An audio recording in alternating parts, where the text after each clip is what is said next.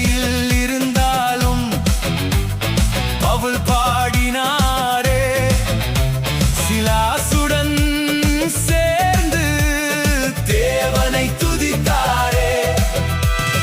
பூமியும் அதிர்ந்ததே, கதவுகள் திறந்ததே, துதியின் மகிமையால் விடுதலை வந்ததே. கர்த்தரின் நாமத்தில் கோலியாத் விழுந்ததே, கர்த்தரின் நாமத்தில் வெற்றிகள் மலர்ந்ததே. துதியன் ஆயுதம், துதியன் கேடகம், துதியன் ஜெயக்கொடி, துதியன் வெற்றிடம், துதியன் விடுதலை, துதியன் பாதுகாப்பு, துதியன் சந்தோஷம். இயேசுவே என் இரட்சிப்பு.